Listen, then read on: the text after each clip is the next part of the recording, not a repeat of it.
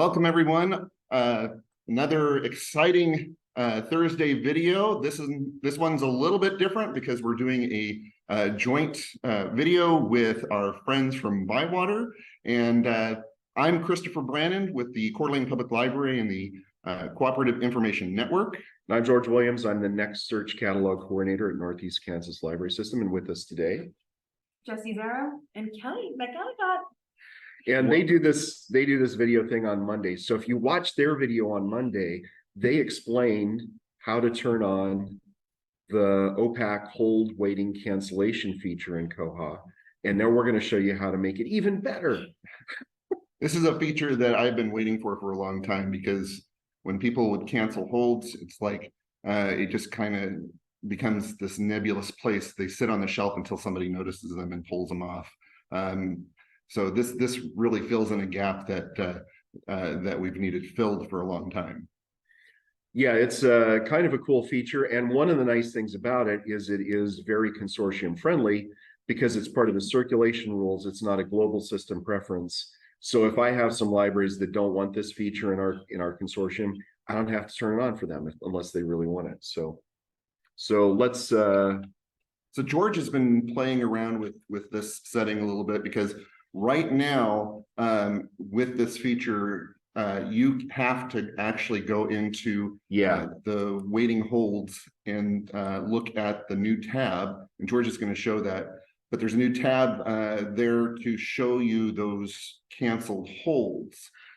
Yeah, and what I'm going to show here is, we did a video in season 3, I guess it's season 3, episode 9, about how to put a holds queue notification label on the front page in Koha. And this is what that looks like on Next Search Catalog. We got this box up here that says holds queue. Northeast Kansas Library System has one item in their holds queue right now. So you don't have to go over to circulation and run the holds queue unless you know something's there. And we gave some pretty detailed instructions on how we added that on my personal website. So what we're going to do today is we're going to put that hold cancellation thing that we showed you on Monday how to turn on.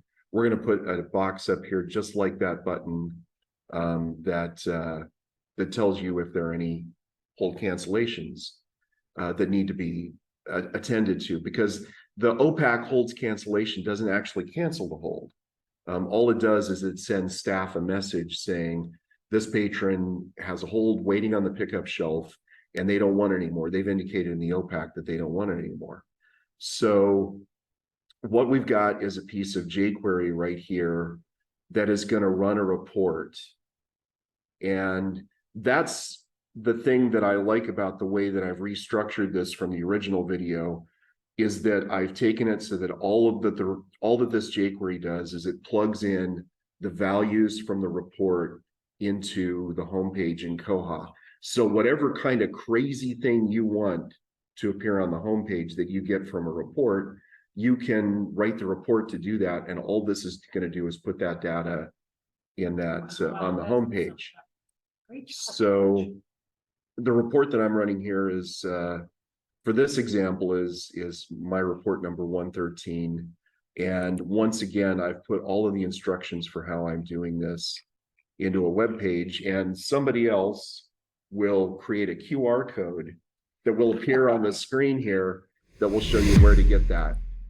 All right.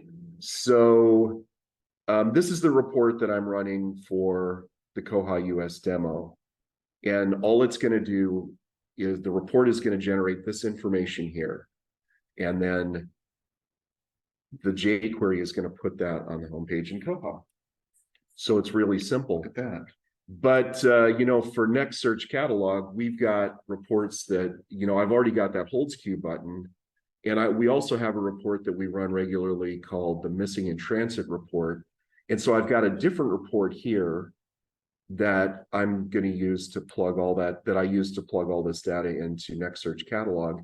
And so all I have to do is change the report number and modify a few pieces of the URL, and I can make all of this appear on the homepage instead.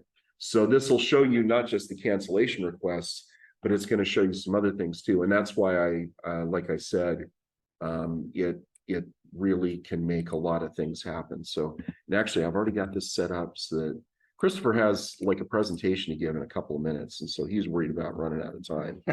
So I set this all up so that I can switch to this different report really quickly, just by changing my JavaScript. And so if I reload this page now, it's going to pull from a different report. Wow. And all of that stuff is right there. Very slick. Yeah. You know, I like the fact that we have that ability to add this information to the front page. I'm hoping that someday this will become part of the built-in, because we want staff to be able to be notified of certain things and not have to dig to find out whether you know, something needs to be pulled or something needs to be attended to.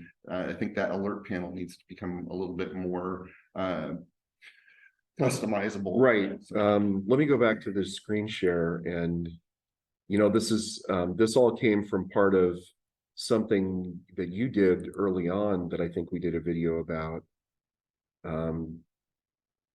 And I'm actually not on a good library to do this because we never have these messages at Next. Let me switch the home branch or the logged in branch to a library that's busier. Neckles only has a collection of like 1,000 professional development items, and we don't get a lot of alert messages. And so, that was something that we did a video on earlier, is putting those alert messages that normally appear underneath the big buttons and pushing them up over here. And so it'd be nice if we could automatically have like the holds queue count and the cancellation requests, if those could become part of the alerts. Right. And then we could make the alerts go wherever we want. That would be awesome. So yeah, we had talked about how the alerts naturally set at the bottom of all those buttons, and sometimes depending on the resolution of your screen, that's sitting off the screen. Yeah, so it's nice having that over in the side panel. Yeah, I had a librarian, a library director who just retired, that she was older and her vision wasn't great, and so she had her like 30-inch wide monitor set to like 800 by 600 resolution because her vision was really bad. And so Koha, the big buttons, you didn't even get halfway down the big buttons on her screen. So it's good to have those things closer to the top and further on the left where they're more noticeable. So. Yeah, all right. Well, hopefully you've been watching with us the past couple of days on the live stream, but we're so happy to be together and talk about things we love. Yep. Another fantastic conference. We're looking forward to the next 2 days, and thank you for joining us on our videos, and we hope to see you again in future videos. And thank you, ladies, for joining us. Thank you. Thanks. And that's it. We'll see you in a couple of weeks. Bye.